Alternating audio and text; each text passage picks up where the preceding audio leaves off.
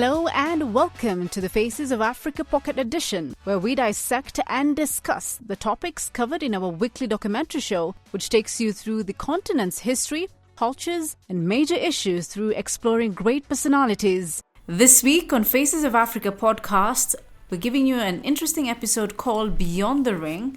This is a story about crime, gender-based violence, but using boxing as a means of curbing these acts.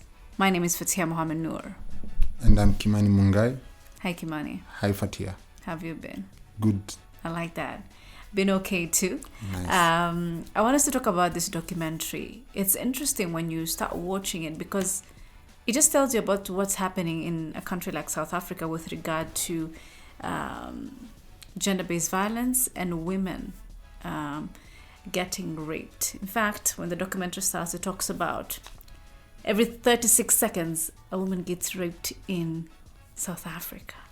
I can read it for you a start from one of the outlets in South Africa, da.org.za, where it says that in 2024, this is as November 26th, 2024, there were attempted 1,567 attempted murders on women, 232 of which were in domestic violence setting.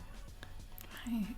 And 14,366 women were assaulted, of which 4,989 were due to domestic violence. Wow. So you can see the numbers are very, very... Yeah, and of course numbers don't lie, and it's staggering, but also it's very scary for me, even as a woman, when I listen to the statistics that you've just quoted, because that means the level of safety for a woman in South Africa is quite scary, to be honest. Very. It's quite scary. But let's talk about the documentary now, Beyond the Ring. The whole reason why it's actually called Beyond the Ring is we have a 16-year-old girl who takes part in an activity that basically is boxing. But the main reason is why she was motivated is because of what's happening, especially in her area. She comes from Khayelitsha. I hope I got that right. Yeah, Khayelitsha. And she gives a story about one of her friend's sister. A young girl, she was approached by a man, a drunk man, and she just thought the young girl didn't think much about it and just went to him, and she was reported missing that night. The next day her body was found dumped, and it was wrapped in blankets and plastics. Saddening, very saddening, very gory. It is. I mean, it's very sad and scary at the same time. But the beauty of what the documentary is all focusing on is boxing. To be honest, by the way, I'm trying to get into boxing. It's one of my plans for 2025. Go for it. I don't know. I have tiny arms. I don't know if I'll be able to. No. You get the sandbag, give it a go. And right? Yeah, you may just love it. And it's also good.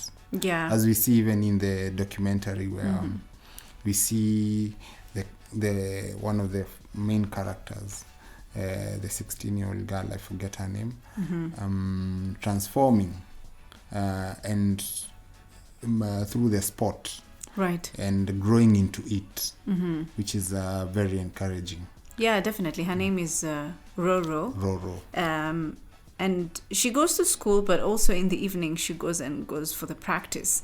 But then also you see this is actually a community effort, to be honest, where she goes to practice the gym. The gym has been open from 1983. It has a coach, two coaches, right? Yeah. And there's a community of young boys and girls who are there also just to keep them away from crime and drug abuse, right? Yes.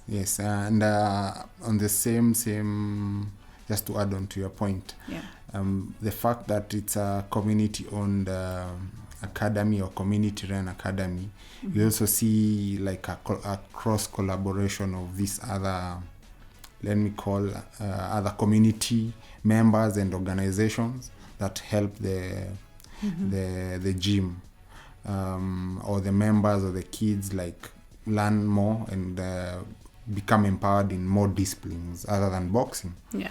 We see in one of the scenes where there is a shifu, or a teacher, a martial arts teacher, right, who comes in and like has a session, or we film one of the sessions where they are being taught martial arts and how the discipline relates to boxing.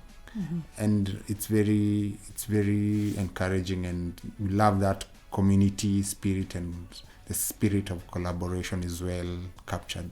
Yeah, I like that. I mean, you actually get to see Shifu, like you said. It's martial arts plus boxing. So it gives them, in terms of like training, they are more equipped to protect themselves. Correct. Especially as young people, as girls in the community. Looking at the history of South Africa, definitely, even the documentary says it's a country of resilience with whatever the history was. And despite these issues, you can still see the community are coming together to find a solution. And one of it being boxing. And I think it's very commendable that such a practice is there, especially to protect young people. Right? Do you think that's something the continent needs to also adapt? Yes.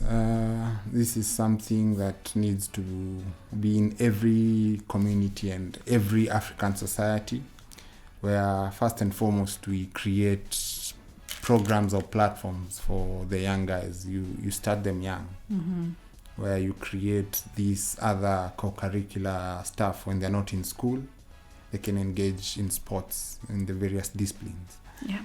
And show them maybe they can excel in these sports, because the system is there, it's enabling it, and you can succeed, and you can come from a remote place, or from a remote place, and like elevate yourself and elevate also your immediate community. And this impact will have a ripple effect everywhere, where we'll see a change in discipline, right, a change in attitudes towards so other social ills, right, and like refraining from other bad things like crime and other social or immoral stuff. right. And you begin them at a young stage, Definitely. and then now mix it with other values like being upright, being disciplined, and all the nitty-gritties that come with it. I think it will push us forward to create a more wholesome society in Africa and the respective countries and societies. Thank you so much, Kim, for your time. Thank you, Fathiya.